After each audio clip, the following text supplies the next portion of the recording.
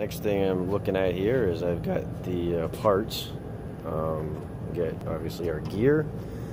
This right here is the part that does the actual translating of what the shifter is telling it to do to the actual rear hub. Other parts, we're gonna have to figure out what that is. Now they sent me an extra bungee cord, a shock cord, and I don't know why. I ordered this back in the middle of June. I didn't get this till beginning of August, and they never said anything to me till I finally reached out to them. But from what I was told, if you like row bike, if you're someone who is of faith, pray for Rob.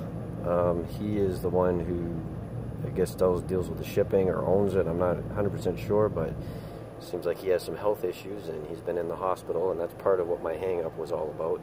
Now, this has cables, and then I find I have more cables. I'm going to have to read this manual and find out why, but here is the big part. There's the hub, new wheel. It's definitely fatter than the wheels I have on my bike right now, so now I'm thinking about upgrading the front wheel, but cross that bridge when I come to it. And I gotta say, these things look really nice, and I'm just gonna have to see how to put it on. So here's my new gear, and what the manual tells me is that this is not, it's incompatible with 1/8 inch single speed chains and sprockets. You have to use the 3/32. So that of course made me think, do I have the right one? So we go to the bike, put the chain on, and what do you know? It works. So I have the right chain installed already, which is a relief. So according to the manual, the wheel itself right now comes with an anti-shift. Basically it's something that just holds everything in place for shipping, from what I can tell. That's what this is right here. That's what they're showing me right there. So they say to remove that. So remove that spacer, which I just pulled off here. And then I need to install the sprocket, a spacer, and a retaining ring.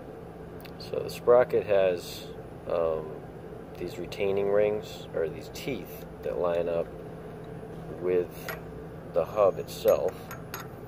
So put that down, line these up, drop it all the way down. And they say a spacer.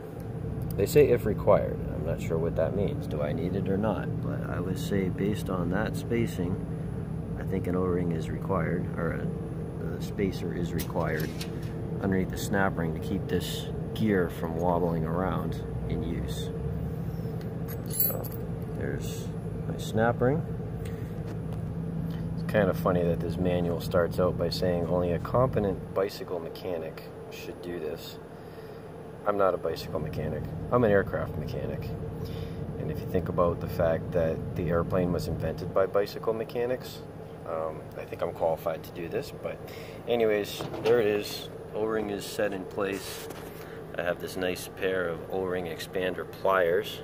They actually grabbed it internally, squeezed it apart, dropped it down over those teeth, and set it in place.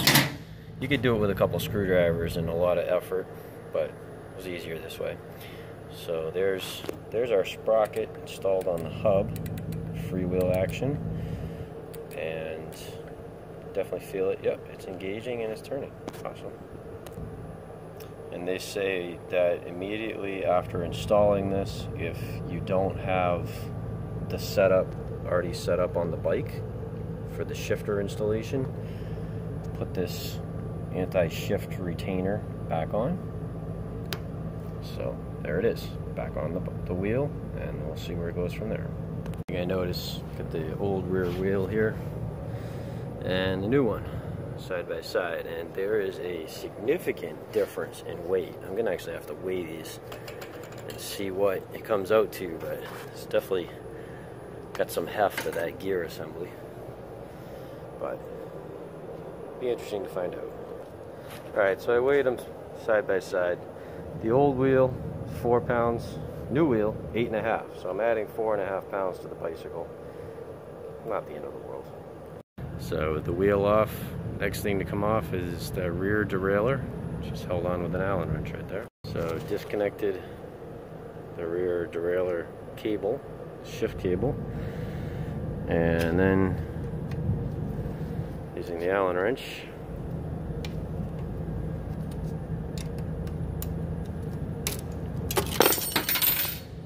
the rear derailleur comes off. Hopefully the new shifter is compatible with this style frame. It's got flat spots on either side like that, and you get these keyed washers that have a hole, which obviously is not round. It's got flat sides. It's got that key on the end there. They go up here, they go over those the axle, and then the key engages the slots in the frame. You got one on that side, and you got one on that side. Same setup. The nuts go over that. You don't want the axle rotating, because the axle rotating deals with your shifting interface, which is right in there with those gears. Okay, when you look at this part that's talking about the whole dropout assembly and the way it goes on the bicycle, if you look at the pictures, I was trying to figure out something isn't working. I don't have those angle markings like they're telling me. They are printed on the plastic. The problem is the rowbike frame, the dropouts face aft, whereas the ones in the picture faced forward. So when you put this the way it will be mounted, somewhere like that, try and index it, you have no lines to reference because it's facing the other way. Creates a challenge, but we'll figure it out. If you remember, we talked about this anti-rotation clip or washer that was on here. What that is for, pull this off. Notice that blue paint. That's from the factory, and that shows you the interface or the alignment between those two gear rings. One of them rotates, one does not, and that changes your gear ratios. So in aligning all of this, the next thing that's very important is that this assembly with the carrier that connects to the cable for the shifter is aligned at the H, all the way at the H, when you engage those two gears in the middle. They mention the instructions using one of these anti-rotation washers as your alignment setup as an alternative, and that is actually what works better in this case. And in our case, we're going for that 15 degree. It's the second hash mark from the 0 to 15. You want that lined up perfectly with the flat side of that washer. So as best I can tell, that should give me what I'm looking for. I got the 15 mark, which is that second mark right there, lined up with the flat side of the washer. The washer is indexed by the axle, and this whole carrier assembly is still turned over there to the H for full, high, and that is how this all should be indexed when I press this down over those splines with the blue marks on them, so that this is all put into perfect alignment. So now I've pressed it down the whole way, and you can see that that serrated section, this is sitting down flush. That's about where it sits perfectly. And then our index, drop our washer down over here, and we look at our angle, and the 15 mark is pretty much facing right into the middle of that flat area. And that tells us we've got the initial alignment that I believe I'm looking for. And then once I've got that all seated together the way I want, there's this black nut here, which is going to thread down on that and lock that all together exactly the way it needs to be. So thread that down, and this is going to keep that index carrier, or whatever you want to call it, I forget to have a name for it. They call it the hub interface. This is going to lock that hub interface right where it's supposed to be and keep it all locked together for hooking up the cables and getting everything set up from there. I've got everything kind of loosely assembled here. You can see the carrier, got the nut on the end of the axle, I got the index. This is the carrier here for the cable. Notice I chose an angle that runs along this one because this is the one that the shift cable currently runs on, so there's standoffs on it. There's going to be another cable housing I'll have to run. I do have some more of that, so that works out perfectly. And then here on the other side, same thing. I've got the index washer locked in on this side as well, and the nut. And I don't have disc brakes, so that's what these holes are for if I ever do want to do an upgrade to disc brakes. But these brakes work perfectly well for me. Stopping's never been my issue. It's the getting going and keeping going without having chain issues that drove me to buy this hub. So the next part to deal with is getting the new shifter on, because obviously that old shifter will not do the trick anymore. First I had to pull the hand grip off, which is just rotating and pulling. Then I had to remove the brake, which has an Allen wrench or an Allen socket right there. And then it was just a matter of twisting it, and actually turning the handlebars to the right gave me more excess cable to be able to get it off the end of the handlebar. And then the shifter comes off, a new shifter goes on. Yeah, the Nuvinci shifter, pretty slick thing, it has a nice indicator. You'll get to see that later on. But you'll notice the cables that come with it, too short. I already replaced one of them. For the row bike, you need the longer cable, so I'll show you how to replace that next. On the underside of the shifter, there's two holes right here. That's a hole. This is a screw. You need to remove that tiny little screw and don't lose it. So obviously do this someplace where parts won't get lost. And then you can actually pry this cover off from that little seam right there. So if you carefully pry up right there with a small little flat blade screwdriver, this will lift off the top, just like that. Now you can see how the cables are wrapped, and be sure you replace them correctly as you go. That ball end right there is this cable, which I just replaced, and it wraps all the way around and then runs out. Now for this other cable, I have to rotate this assembly so you see the end. There it is. And it wraps around the assembly the other way and comes up. So you just carefully start feeding the cable through here and wrap it all the way around. Put the longer one through that little hole, I'll show you, and thread it back. So now you can see I pried that end, pulled it up, and it feeds all the way around and through there. So as I feed the rest of the way out and yank it out, now I've got to fish the new one and wrap it on correctly. So you can see I've just got it started in the hole, and then I got to push it all the way around in order to make it go correctly. So now I've pushed it back around. Then I have to run it through the cable guide right there, which had a little bit of grease, and back out through that adjustment port right there. So there it is set up. Now I'm just going to pull that end and pull the whole cable through, and this will be set up and ready to install on the handlebars. The way they say to stack it up, you need your brake handle first. I still get that loose just so I can set probably a matching angle to the other side. Then your shifter, or that neat little hill climber indication, back down. Then your grip, and what I found with the grip is this is my old grip that I had, and I went for basically what was comfortable in my hand, plus I could have a little bit from my two fingers here to wrap around. So that's about how much I cut off for here on this handlebar with that kind of setup, and I can still reach the brake lever comfortably. Stringing the cables, that picture is very important when it comes to stringing the cables. Shows you which one is supposed to go to what on your hub, and then up here on your handlebars as well. And I had to run a new cable housing next to the existing shifter one, and for putting the cable in, just got to run the cable through the new housing that you've run parallel to the old one.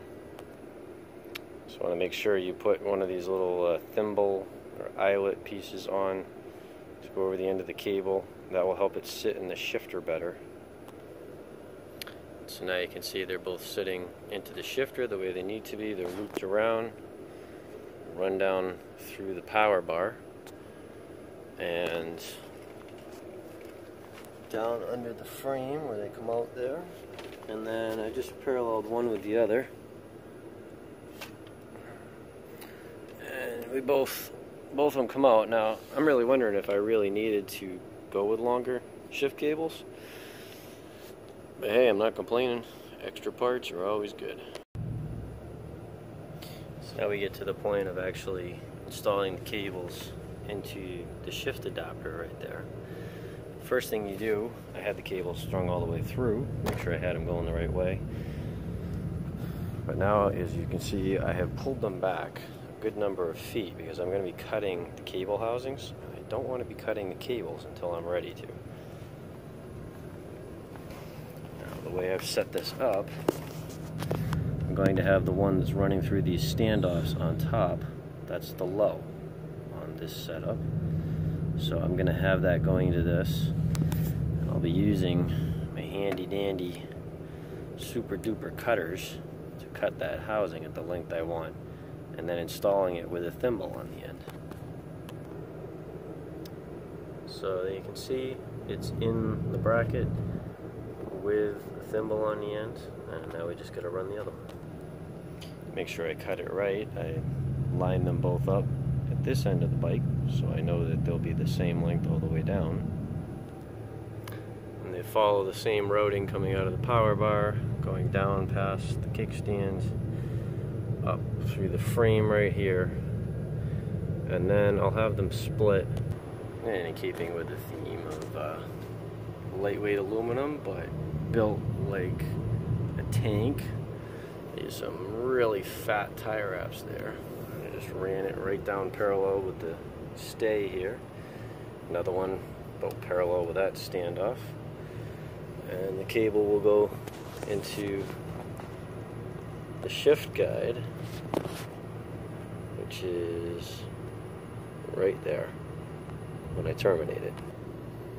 So there you can see it running in, and I just got to install my thimble on the high side cable, and then we'll get into the crimping the ends, or the little lock devices that actually hold the cable in place.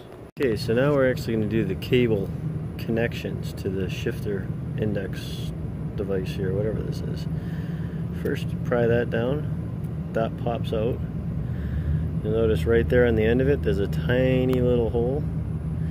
You're going to feed the high cable, which is the cable on the front here, through that little hole, and then you have to index it with the Allen wrench. It's a little set screw in there that pinches down on the cable, and you have to index that for length to right where you want it to be able to shift. So right now this is all the way low, and when you want to have the Allen wrench set, it is all the way there, which is high. So I'm going to have to figure out how to get this set correctly and tight. So as you can see, the cable is threaded through it the way I want it to be. The problem is, now when I push this up, it's where, oh, not that far.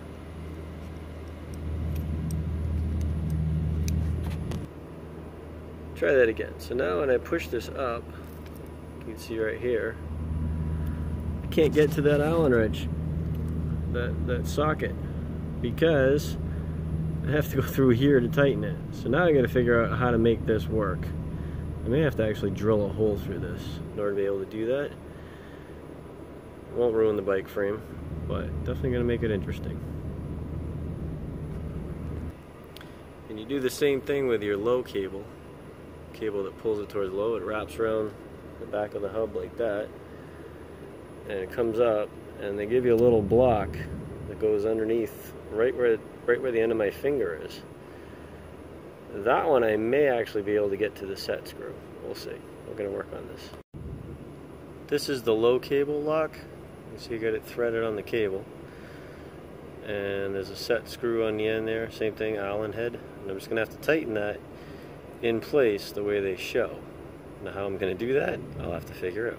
So this is what I come up with for how to be able to tighten this. In order to be able to tighten this Allen screw down without the frame being in the way, you got to take the wheel loose. But you got to make sure that your cable is tight, as it will be when it's installed on the bicycle. So the thimble is down tight, the cable is straight, and then I will tighten the Allen screw. So now I'm pushing against the cable. I'm also pushing against this little keeper part and the whole thing that travels around to cause the shifting. And I've got my Allen set screw with the Allen wrench in it, and I'm going to tighten it down while I hold tension on all of this. Now I'm doing the same thing. I've got the cable installed in the shift assembly, and I'm wrapping it around, and I'm going to install that little keeper on. So now we can see we have the low cable. It's wrapped all the way around the hub, comes around and runs under there, and right inside of there I have my block. I would like it a little bit tighter than that, but I'm going to tighten that Allen key down, that Allen head right there, and that will lock it, and then we just have to trim the ends of the cables. So now I've got my Allen key tight, my cables are tight, they are run hopefully correctly. I may have to readjust this a little bit on this one, but this shows you how you release the rear wheel when you have to take it off, like to change a tube or a tire. Flip that up until it's up all the way, and that releases that. Then you undo that from the hub, wrap around, and now you can just take your wheel out instead of having, and then you still have to unthread the chain, but that's your first disconnect and your last reconnect, changing a tire, changing a wheel, taking the wheel off for maintenance or whatever. Well, so here it is, all connected up. I've actually done a short ride with it already. And as you rotate it, that little hill gets steeper, or it flattens out. Now I can't turn it the whole range without the bicycle moving. The hub just doesn't allow that, and I'm not going to force anything. I'll have to read the book and see. I believe that's actually how it's supposed to work. But if you watch, when I turn the handlebars, you can see, there it goes one way, there it goes the other way. And that's actually, oh, I popped out. That's actually the way it's supposed to work. Right there, that's low. That's just like a really steep hill. This is your lowest gear. This is like that really big chain ring they used to put on that was on my old wheel that made it easier to climb hills, but man, you didn't feel like you were going anywhere.